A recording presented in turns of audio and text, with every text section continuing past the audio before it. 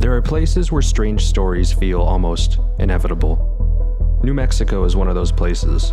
A state of vast desert, volcanic fields, restricted areas, ancient markings, military secrets, and giant antennas pointed into the sky.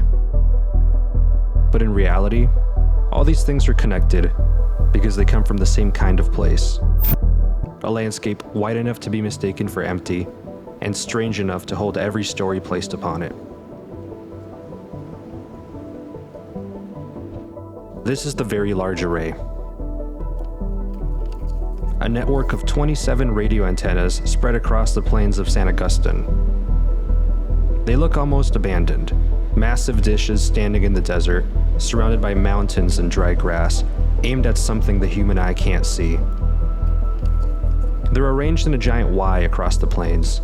Each dish listens for radio waves from space, and when the signals are combined, the array acts like a telescope many miles wide.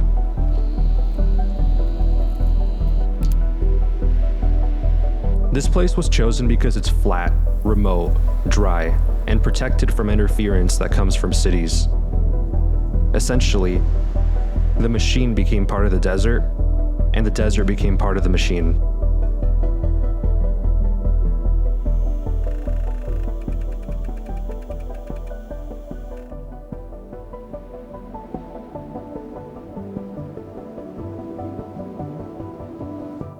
From here, the road turns to the northwest, to a place that asks us to look downwards instead of upwards.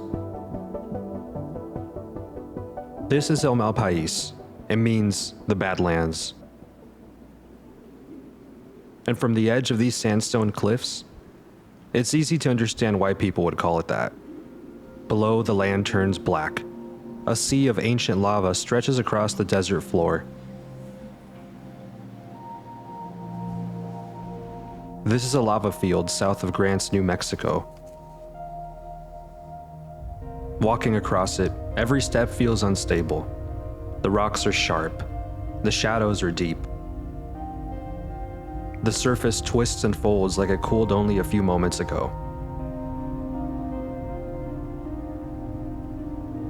Plants grow out of volcanic soil. Trees cling to the edges.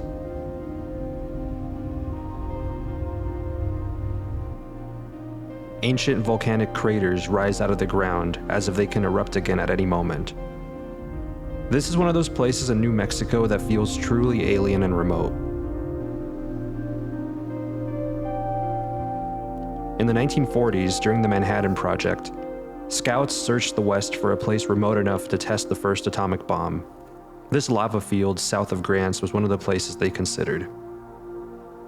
That changes the way this landscape feels. For a moment, these volcanic fields formed by violent eruptions nearly hit another kind of explosion. An explosion that wouldn't just alter the landscape, but would also change history forever. The final location was farther south, in a desert basin hidden enough and remote enough that it could hold this new kind of eruption.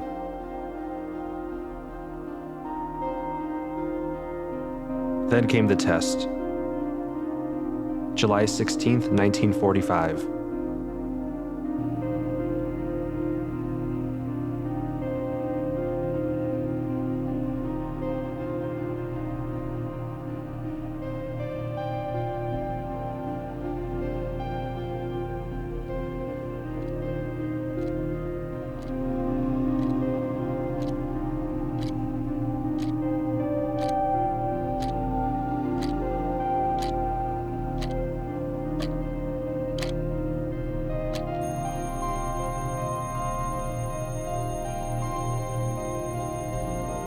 At 5:30 in the morning, the first nuclear explosion in history was detonated over the New Mexico desert.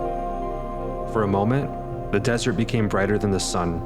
The sand beneath it fused into green glass. But the public was not told what had happened. The truth came later. New Mexico became the place where the atomic age began. And once that happened, the desert could no longer be seen as empty. It became a place where impossible things could be hidden, a place where secrecy could survive. But that wouldn't keep people from theorizing and questioning. 2 years later, that same questioning would shape another story. In 1947, debris was found on a ranch just outside of Roswell. The first headline was explosive. A flying saucer had been recovered. Almost immediately, the military changed the story. The object was described as a balloon. Decades later, official Air Force reports connected the incident to Project Mogul, a high-altitude balloon program tied to Cold War surveillance. UFO museums, fraudulent documents, and even an alien autopsy film have emerged to exploit the media fascination with the Roswell Incident. But Roswell had already escaped the archive. The correction never moved through American culture with the same force as the first headline. A crash disk, a secret recovery, and a government denial. Those pieces were enough. The myth attached itself to Roswell. By the time the explanation had arrived, the landscape had already given the story somewhere to live. And New Mexico had been doing that long before flying saucers. Long before anyone was watching the skies, stories and messages were carved into the land itself. This is El Morro. Here, the messages are carved into the stone. For centuries, people passed through this place because the sandstone headland offered something rare in the surrounding region: water, shade, and a landmark. So they left marks behind. Petroglyphs, names, dates, symbols, records of passage. Some were made by the ancestral Pueblans. Others were left by Spanish travelers, soldiers, and Americans moving through the region westward. The wall became a kind of archive, written directly into the landscape. El Morro shows that New Mexico's mysteries are not only modern, people have been leaving messages in this land for a very long time. And much like the evidence of volcanism left behind in the lava beds, or the fusion of land and machine at the Very Large Array, or the Trinity Test, the desert keeps this memory.